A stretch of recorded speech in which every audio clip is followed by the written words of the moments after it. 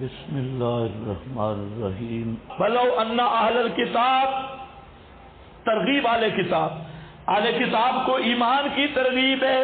ولو ان اہل الکتاب، اگر اہل کتاب آمنو، ایمان لے آتے، واتقوا، اور تقوی اختیار کرتے، لکفرنا عنہم، البتہ ضرور بے ضرور مٹا دیتے ہم ان سے ان کے سیئات، ان کے گناہ یا ان کے مصائب، والا ادخلناہم، اور البتہ لا ادخلناہم، داخل کرتے ہم ان کو باغات نعمتوں والوں میں۔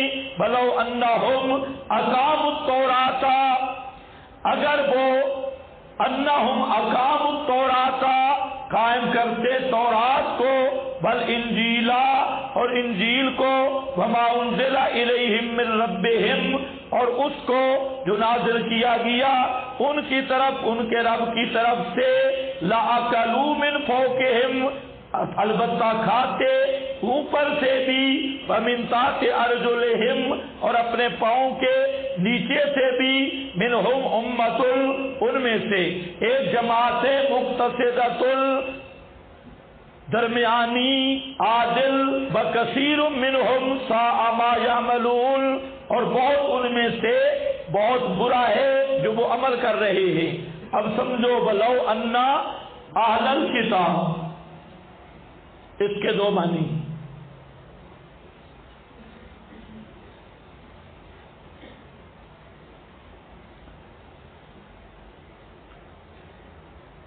لو ان اہل الکتاب آمنوا واتقوا ولو انہم اقاموا التوراۃ، اگر اہل کتاب اپنے زمانے میں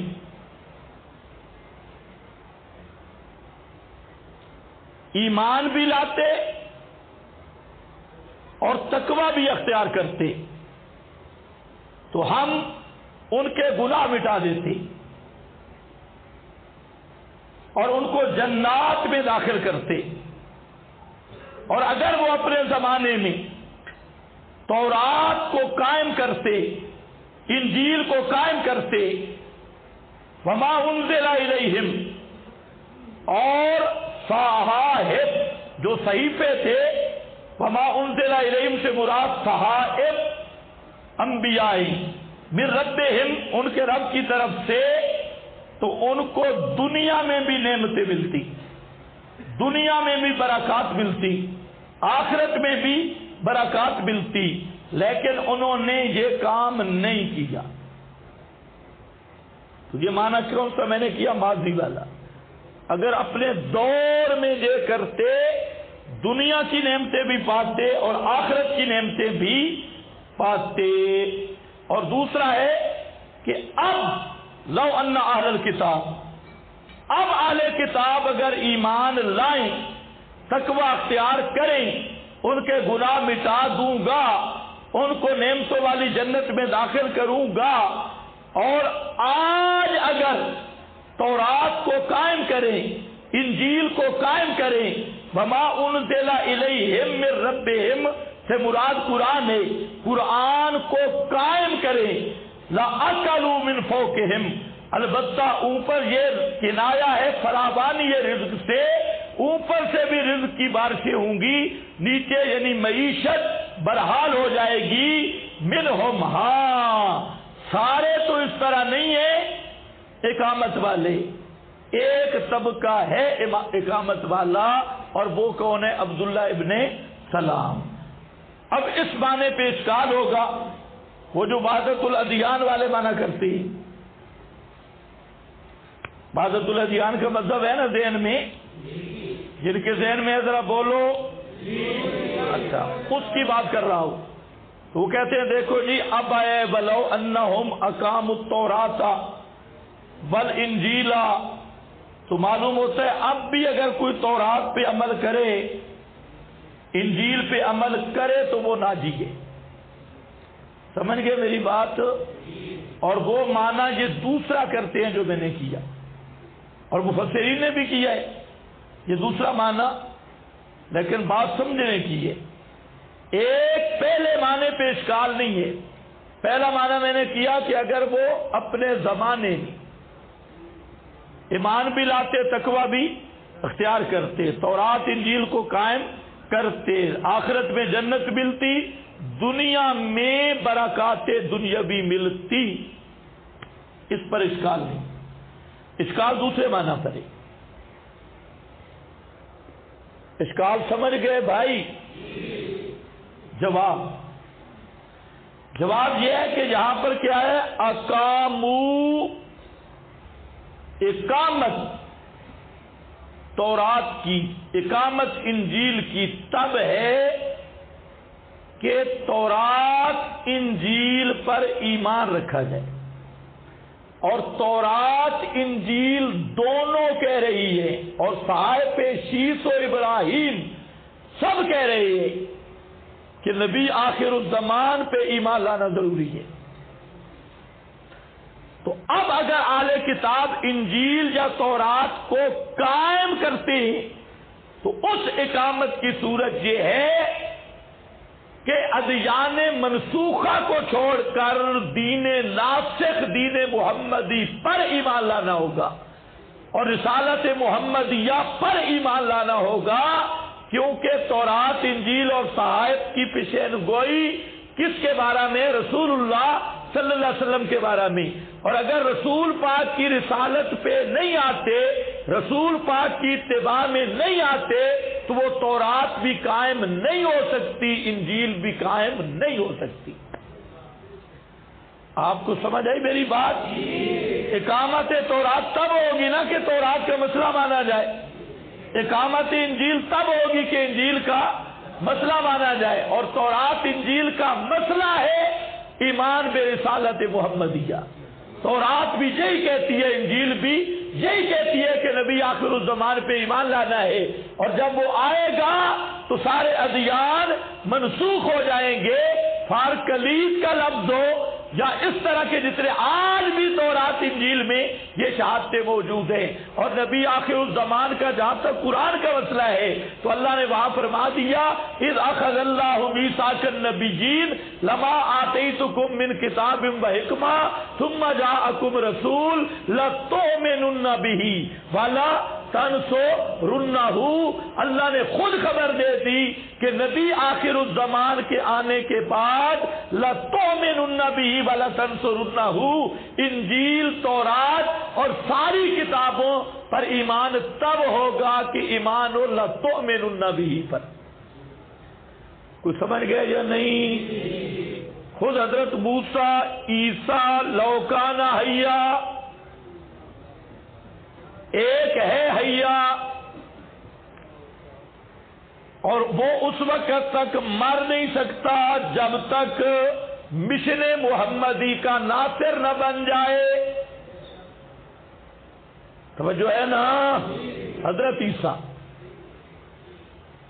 سمجھو یہ بڑا خطرناک فتنہ ہے عبادت الادیان والا، عرب میں بڑا پھیلا ہے، شام میں، عراق میں، جہاں پر بھی یہ بدماش آئے اس کو بڑا پھیلا رہی ہے. بس بھائی دو معنی کیے، ایک معنی پر اشکال کا جواب دیا. اب ذرا دیکھو وہاں پر حاشیہ،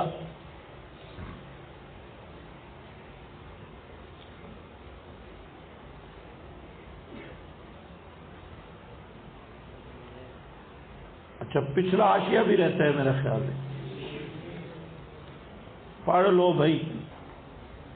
یہ مسئلہ ہے بھائی ينفق کیف یشاء بل یداہ مبسوطتان، اللہ کے ہاتھ کھلے ہیں، اللہ کے ہاتھ کھلے ہیں. اب یہاں پر مسئلہ ہے اس سے کیا مراد ہے؟ ایک بات ویسے ذہن میں رکھ لو، جہاں پر میں نے لکھا بھی ہے کہ ایک مسئلہ ہے محاورات لغت کا، اور ایک مسئلہ ہے الاسماء والصفات کا.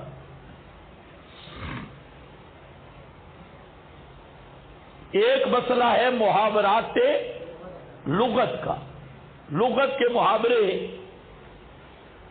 اور ایک مسئلہ ہے الاسماء والصفات کا۔ ان دونوں میں بزرگوں فرق ہے،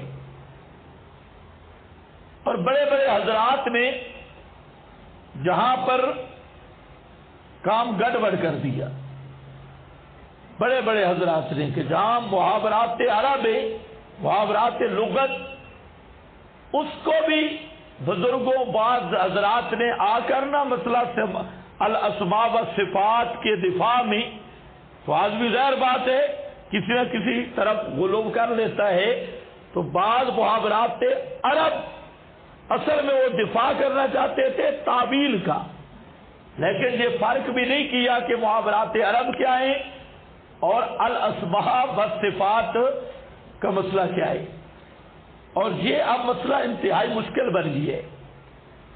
تو اس لیے یاد رکھو کہ ایک ہے وہ اللہ تعالی کے شؤون میں محاورات عرب کے مطابق کلام، تو محاورہ کے مطابق جو کلام ہوگا اس کا نام تعویل نہیں ہے، وہ حقیقت پہ مبنی ہے۔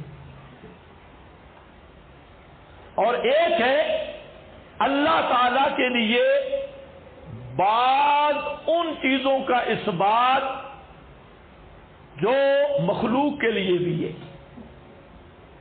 یا اللہ تعالی کی وہ صفات جو توقیفاً قرآن اور حدیث میں موجود ہے، اور ان کا بظاہر ایسی چیز معلوم ہوتی ہے جو ہمارے ذہن میں مخلوق کی چیزیں، اعضاء، استواء، استقرار، ایسی چیزیں ہیں، تو وہاں پر مسئلہ تعویل کا ہے یا تفویض کا، یہ مسئلہ ہمارے قتل آ رہا ہے۔ لیکن میں آپ کے سامنے جو بات کر رہا ہوں کہ محاورات لغت اور مسئلہ الاسماء والصفات میں فرق کرنا ضروری ہے۔ کوئی بات سمجھ بھی آئی ہے یا نہیں ہے؟ دونوں کا فرق کرنا ضروری ہے، تھوڑا سا مشکل مسئلہ ہے۔ اب یہاں کیا ہے؟ یدا ہو، اللہ کے ہاتھ کھلے ہوئے، محاورات عرب میں اور ہماری بولی میں ہاتھ کھلے ہوئے ہونے کا، لمبے ہاتھ ہونے کا کیا معنی ہے؟ سخاوت۔ محاورات عرب میں بھی یہی معنی ہے، ہماری زبان کا محاورہ بھی یہ ہے۔ اب اس سے اس کا معنی کرنا نہ کہ اللہ کے ہاتھ لمبے ہیں، اس کا یہ معنی کرنا کہ اللہ سخی بادشاہ ہے، بہت خرچ کرتا ہے، تو یہ تعبیل نہیں ہوگی بزرگوں، بلکہ یہ ترجمہ ہوگا محاورات عرب کے مطابق۔ اس کا نام تعبیل نہیں ہے، یہ محاورات لغت ہے۔ آپ کو میری بات کو سمجھ بھی آئی؟ آپ نہیں کہتے یار آج کل ہاتھ تانگے، کیا معنی ہوتا ہے؟ بخیل بھی نہیں، شے کوئی نہیں۔ دکانداروں سے ذرا پوچھو، ہاتھ تانگے، دن تانگے، دن تو وہی 18 گھنٹے کے 14 کا، آج کل دن تانگے، یہ ہوتے ہیں محاورات لغت۔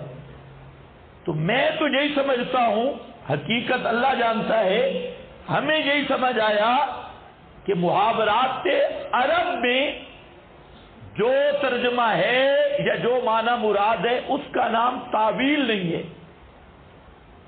وہ اس کا حقیقی ترجمہ ہے۔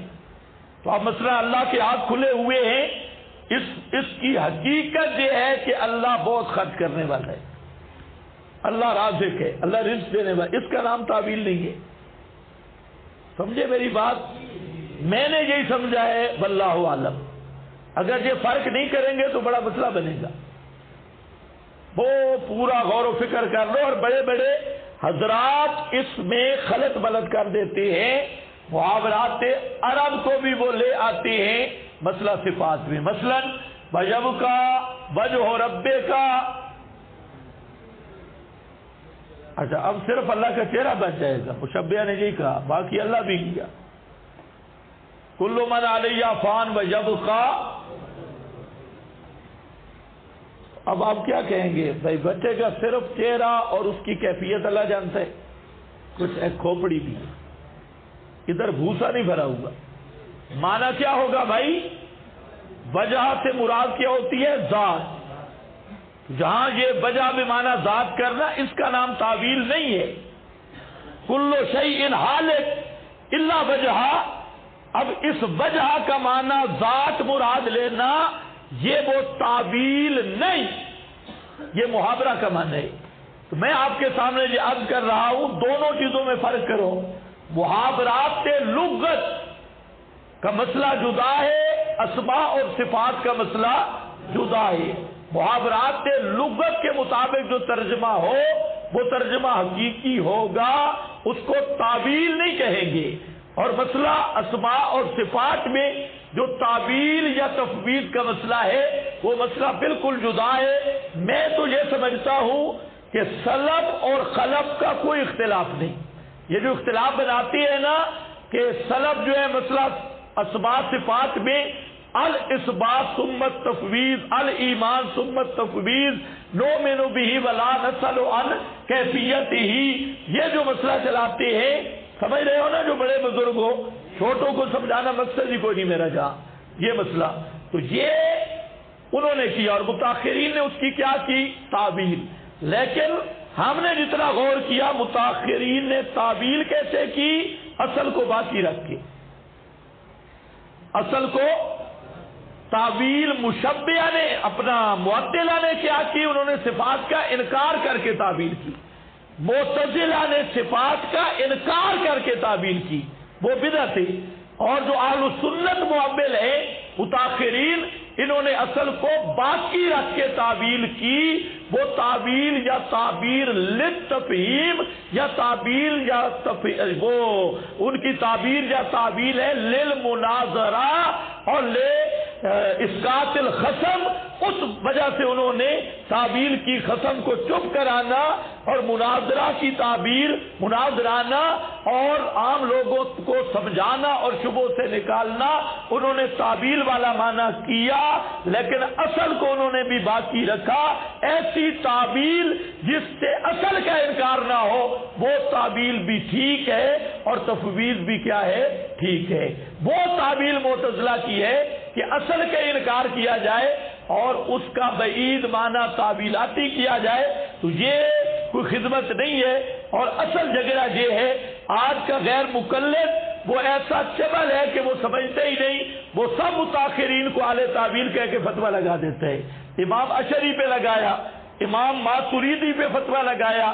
آج جو عرب سے کتابیں شائع ہو رہی ہیں، اشعریوں پر، ماتریدیوں پر، سب ائمہ پہ فتوے لگا رہے بدعت کے، حالانکہ یہ مسئلہ ہی اور ہے۔ وہ عرب کے لوگ جو آج کل موجودہ ہیں، ان میں اکثر یہ پاکستانی محقق غیر مقلد چبل بیٹھے ہیں جن کو مسئلے کی حقیقت کا بھی نہیں پتہ۔ تو میں نے کتنی چیزیں عرض کی تھی، ایک ہے محاورات عرب، وہ معنی جو بھی ہوگا اس کے مطابق وہ تعویل نہیں کہلائے گا۔ دوسرا کیا ہے؟ مسئلہ اسماء اور صفات، اس کی اصل باقی رکھ کے جو تعویل ہے وہ تعویل للتفہیم ہے، لاسقاط الخصم ہے، للمناظرہ ہے، اور وہ تعویل ضرورتاً ہے، اس لیے اس پہ کوئی ملامت نہیں ہے۔ اور اگر صفات کا انکار کر کے تعویل کرتا ہے تو وہ اعتزال ہے۔ ان چیزوں میں تھوڑا سا فرق ملحوظ رکھو۔ میں نے جہاں عبارتیں تو لکھ دی ہے، بات آگے جا کے کی ہے، اس مسئلہ پر بڑی مفصل بات آئی ہے، اور وہاں پر نئی عبارتیں ہیں۔ اس بیان میں ہم نے کوشش کی کہ ساری عبارتیں تو آ نہیں سکتی تھی، مختلف مقامات پہ کچھ مواد کسی آیت کے تحت، کچھ مواد کسی آیت کے تحت، تاکہ مواد زیادہ سے زیادہ ہے۔ اب آپ کے پاس لکھا ہے کیا؟ میں نے مانا کیا کیا؟ اللہ کے ہاتھ کھلے ہوئے ہیں، لمبے ہیں، نیچے لکھا ہے مہر و کار کا، مہر و ہاں مہربانی کا اور پکڑ کا، یہ ہاتھ کھلے ہیں۔ سورہ ابراہیم آیت 34 نکالیں ذرا، جلدی بھائی جلدی.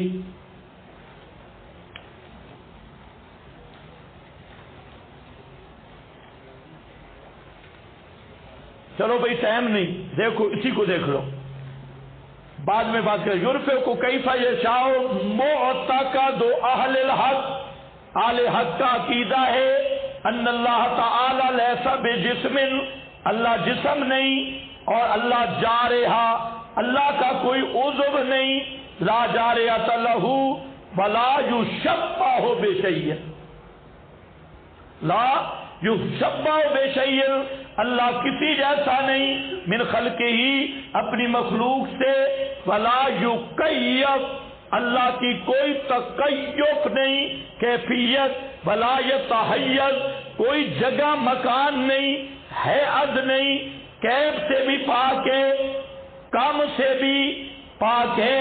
ساتھ بولتے ہو جلدی ترجمہ ہو جائے. ہاں لا یتحیز، اور آگے کیا ہے؟ لا حوادث، اس کو حوادث پیش نہیں آتے. بَكُلُّ هَذَا مُقَرَّرٌ فِي عِلْمِ اصول الدین، تو یہ مسئلہ اصولی ہے، اصول دین میں ثابت شدہ ہے. وَالْجُمْهُورُ عَلَىٰ أَنَّ هَذَا، جمہور اس پر ہے کہ هَذَا اسْتِعَارَةٌ عَنْ وُجُودِهِ عَنْ جُودِهِ وَإِنْعَامِهِ السَّابِقِ، یہ جو اوپر آیا نا کہ اللہ کے ہاتھ کھلے ہیں، یہ کنایا ہے کس سے؟ سخاوت سے اور سابق پورے انعام سے. وما ورد مما، اور وہ جو وارد ہوا ہے، یوں ہے متجسیمہ، جو تجسیم کا وام کرتا ہے، کہذا جیسے یہ ہے، اور لما خلق تو بے یدیہ کا فرمان ہے، ومما عملت ایدینا وَيَدُ اللَّهِ فَوْقَ أَيْدِيهِمْ وَلِتُسْرَى عَلَىٰ عَيْنِي تَجْرِي بِأَعْيُنِنَا هَالِكٌ إِلَّا وَجْهَهُ. اور اس طرح کی ہے فَجُمْهُورُ الْأُمَّةِ أَنَّهُ تُفَسَّرُ عَلَىٰ قَوَانِینِ اللُّغَةِ، قوانین ومجاز الاستعارة بغیر ذالک من افانین الکلام. سمجھے میری بات؟ اس طرح کی جو آیات ہیں تو بزرگ فرماتے ہیں کہ لغت کے مطابق ان کا ترجمہ ہوگا. تو اس کو میں نے کیا تعبیر کیا؟ محاورات لغت، محاورات زبان. اس کو تعبیل نہیں کہیں گے، یہ تعبیل سمجھی کوئی نہیں ہے. تعبیل کا مسئلہ اسماء صفات کے. اس طرح کی آیات جو اس نے مثالیں دی، یہ اس میں سے نہیں. وقال قوم منہم، بعض قوم نے کہا، القاضی ابو بکر بن طیب، ہذی کلھا صفات زائدہ علی الذات، یہ زائد صفتیں ہیں ذات پر، ثابت ہیں اللہ کے لیے، من غیر تشبیہ بلا تجدید. وقال قوم، یہ بغیر تشبیہ کے ثابت ہے. اور ایک قوم نے کہا، ان میں شابی ہے ابن المسیب ثوری، نؤمن بہا وَنُقِرُّ كَمَا نَسَّدْ وَلَا نُعَيِّنُ تَفْسِيرَهَا. لیکن یہ بات ایک ذہن میں رکھو، جہاں اندلسی رحمہ اللہ سے بھی تھوڑی سی خطا ہوئی ہے. یہ عبارت علامہ اندلسی کی ہے. یہ جو عبارتیں نقل کر رہے ہیں سعید مسیب ثوری اور نخی کی، تو وہ ان آیات کے بارے میں نہیں، وہ مسئلہ صفات کے بارے میں، محاورات کے بارے میں نہیں. اور بزرگوں، محاورات کے بارے میں نہیں، وہ کس کے بارے میں مسئلہ ہے؟ تو یہ میں نے کہا گڑبڑ ہو چکا ہے مسئلہ، اس کو ذہن میں رکھو. تو انہوں نے یہی کہا کہ اس پر کیا ہے، ہذان قولان، یہ دونوں قول جو ہیں، حدیث و ملم یوم ان نظر فی لسان، یہ دونوں قول جو ہیں یہ ان کے ہیں جنہوں نے لسان عرب دیکھی نہیں. لسان عرب، یہ محاورات عرب سمجھے ہی نہیں. وَهَذِهِ الْمَسْأَلَةُ وَحُجَجُهَا فِي عِلْمِ اصول الدین. اندلسی زبردست بات کی، لیکن تھوڑی سی گڑبڑ اس سے بھی ہوئی کہ سعید ابن مسیب وغیرہ کے بارے میں کہہ رہا ہے، وہ ان کا قول محاورات عرب کے بارے میں نہیں ہے، ان کا قول کس کے بارے میں؟ اسماء اور صفات. جبکہ جہاں بات کس کی ہو رہی ہے؟ محاورات عرب. اس کو لسان عرب اور جو قانون کلام ہے اس کے مطابق مانا کیا جائے گا، اور یہ بالکل صحیح ہوگا. اور جو مسئلہ صفات ہے وہ الگ مسئلہ ہے. اس کے بعد کیا ہے؟ والعداوت اخص من البغضاء. یہ آشیہ کدھر ہے بھائی؟ القینا بینہم ہاں، یہ عداوت جو ہے یہ خاص ہے بغضاء سے. لکل عدو مبغض، ہر دشمن مبغض ہے. وقد یبغض من لیس بعدو، اور کبھی بغض کیا جاتا ہے وہ آدمی کہ اس کا دشمن نہیں. اور ابن عطیہ کہتے ہیں کہ عداوت شیء یشہد یکون عنہ عمل وحرب والبغضاء لا تتجاوز النفوس. بغض بغضاء اس کو کہتے ہیں کہ متعدی ہو، دوسرے تک اس کا اثر پہنچے. اور جو عداوت ہے یہ نفسی ہوتی ہے، بندے کے اپنے اندر ہوتی ہے، اور جب وہ عداوت دوسرے کو نقصان دے تو اس کا نام کیا بنتا ہے؟ بغضاء. یہ فرق کر رہا ہے الفرق بین البغض والعداوہ. آگے پھر چند حدیثیں ہیں، یہ پچھلا بقیہ ہے. ان النبی صلی اللہ علیہ وسلم قال ان یمین اللہ، نبی کریم علیہ السلام نے فرمایا اللہ کا دایاں ہاتھ بھرا ہوا ہے. لا یغیضھا، اس کو کم نہیں کرتا. نفقۃ، خرچہ کرنا. صحا اللیل والنہار، رات اور دن میں سخاوت کرنے سے. ارائیتم ما انفقا، کیا تم نے دیکھا نہیں کہ کتنا اللہ نے خرچ کیا. منذ خلق السماوات، جب سے آسمان بنائے اور زمین بنائی. فإنہ، پس بات یہ ہے کہ نہیں کم ہوا. ما فی زمین ہی، جو اللہ کے ہاتھ میں ہے اس میں کمی نہیں آئی. جب سے مخلوق پیدا کی خرچ کر رہا ہے. وعرشہ علی الماء وبیدہ الاخری الفیض، عرش اس کا پانی پر ہے اور دوسرے ہاتھ میں فیض ہے. راوی کہتے ہیں یا میں نے سمجھا نہیں ہے، وہ قبض ہے. یرفع و یخفض، اللہ اوپر کرتا ہے نیچے کرتا ہے. یہ اصل لفظ دوسری حدیثوں میں قبض ہے. بخاری شریف اور حدیث نمبر ہے 7419. حضرت زید بن لبید قال ذکر رسول اللہ صلی اللہ علیہ وسلم شیئا وذاک عند اوان ذهاب العلم، آپ نے کوئی چیز ذکر کی اور فرمایا یہ وقت ہے علم کے چلا جانے کا. ذهاب العلم، علم چلا جائے گا. قلنا یا رسول اللہ، ہم نے کہا اللہ کے رسول، وکیف یذهب العلم، علم کیسے جائے گا؟ بنحن نقرأ القرآن، ہم خود قرآن پڑھتے ہیں اور اپنے بیٹوں کو پڑھاتے ہیں، عورتوں کو پڑھاتے ہیں، اور یہ وہ پڑھائیں گے ہمارے بیٹے پوتوں کو الی یوم القیامہ، قیامت تک یہ پڑھتا رہے گا. قال ثقلت کا امک، فرمایا تیری ماں تجھے گم پائے. اے ام لبید، ان کنتا، میں تجھے دیکھتا تھا من افقہ رجل بالمدینہ، کہ مدینے میں بڑا فقیہ تو ہے. افقہ، بڑا فقیہ تو ہے. ذرا خیال کرنا ٹائم کیا. کیا نہیں یہ یہود اور نصارہ یقرؤون التوراۃ، یہ تورات پڑھتے ہیں، انجیل پڑھتے ہیں. لا یفقہون مما فیہما شیئا، پڑھتے ہیں لیکن سمجھتے نہیں. تو اقامت تب ہو سکتی ہے کہ سمجھ کے مانا جائے. تورات انجیل کی بھی اقامت تب ہوگی کہ کیا ہے، سمجھ کے مانا جائے. صرف قرات کرے طوطے کی طرح اور سمجھے نہیں تو وہ اقامت نہیں، اور وہ قرات بھی اصل قرات نہیں جو مقصودی ہے. یہاں پر بھی یہ یقرؤون لا یفقہون مما فیہما شیئا، شرح مشکل الآثار ہے امام طحاوی، اور رقم الحدیث 305 ہے. حضرت عائشہ فرماتی ہیں